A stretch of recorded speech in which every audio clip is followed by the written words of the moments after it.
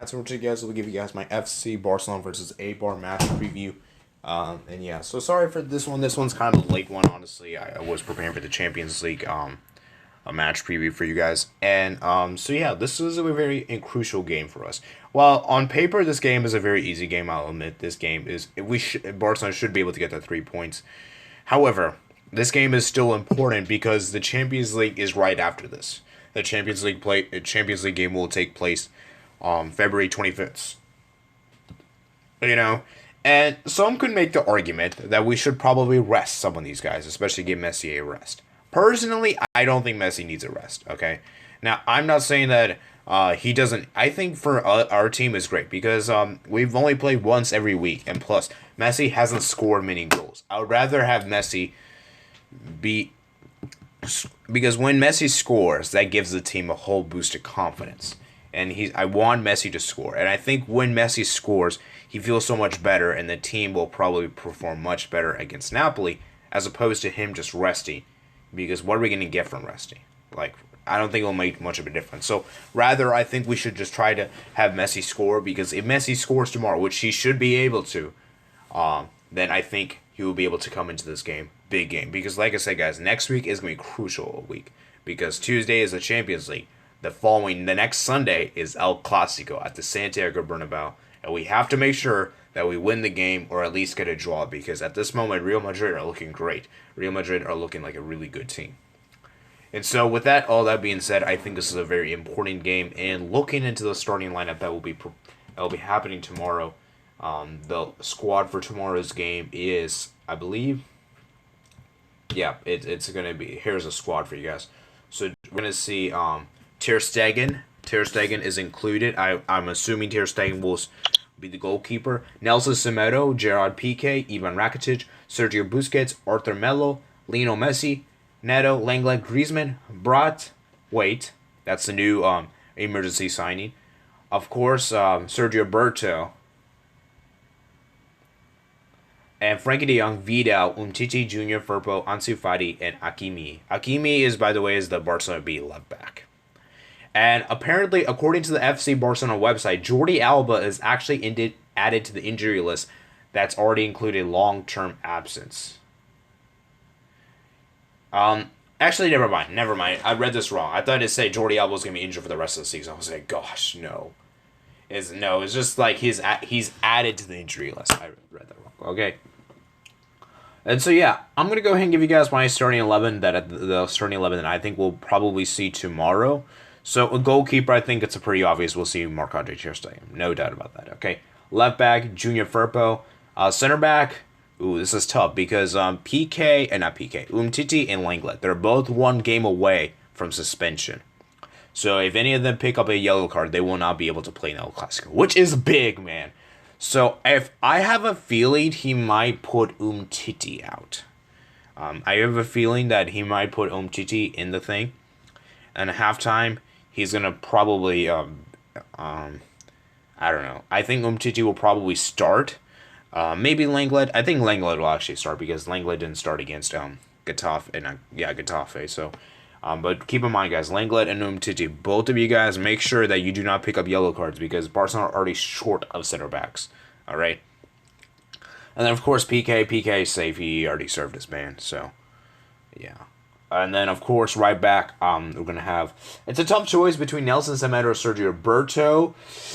I have a feeling that he's going to give the edge to Nelson Semedo here because Nelson Semedo didn't play against Getafe. Remember, he had a tonsillitis injury, something like that.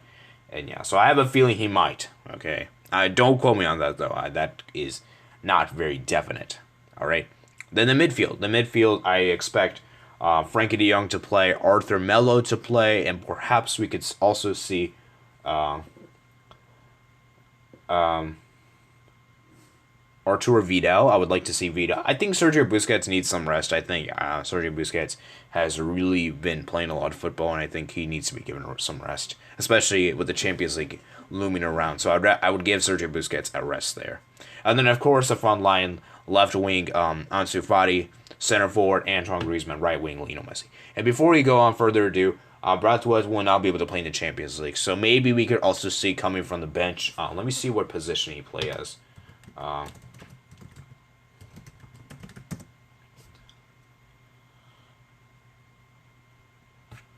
Oh, he can also play as a winger. So perhaps we could also see him be used in the game, and like Ansu Fati, Ansu Fati might come off, and he might come on like for like halftime. It'll be interesting to see how he performs tomorrow. I'm not sure if he will feature tomorrow. Hopefully he gets some chance because, like I said, guys, he will not be able to play in the Champions League. So why not give him the chance to play anyway? And he's already signed a long-term deal, I believe, until 2024. So it's good that Barcelona finally got an emergency signing. To be honest with you guys, I'm not going to... my opinion about the whole emergency signing is kind of bizarre. For me, I don't really like the emergency signing. I think it's a bit stupid, in my opinion. But hey, I can't blame Barcelona for this one. This one is all the way going to La Liga Federation. I think it's their fault for this rule. They should be adjusting this rule, and this rule should never exist. All right. I'm not saying this because I'm not saying this. I'm saying this because I'm not an anti-Barcelona fan, obviously, but I'm just saying this from an objective standpoint. I don't think it's really fair. I don't think even Bartomeu himself admitted that this wasn't really fair on Lagana's behalf because now they can't even sign anyone. They just lost two of their best strikers, and it's very inevitably like they will get relegated this season.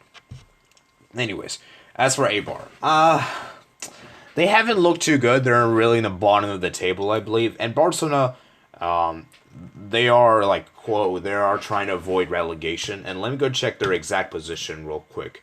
I believe they're like 17th, I think. I might be mistaken. It's 16th, actually. And so Barcelona should be able to win this game for sure. And Eibar never won against Barcelona. They've never won, I believe. Where is the... Yeah. So Barcelona really comfortably should be able to win this game. And yeah.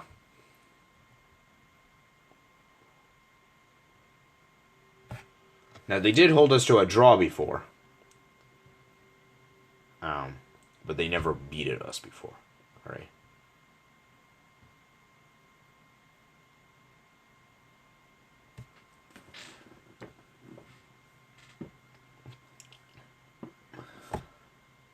And I would like for the team to actually score more than once here because under Kike Setien, for the most of the games that we have won just by 1-goal margin. Except for the Copa del Rey, that's the only exception there. It was like a 5-0 win. That was against Leganes. That was a comfortably easy one, But I would like to see a very good performance on the day.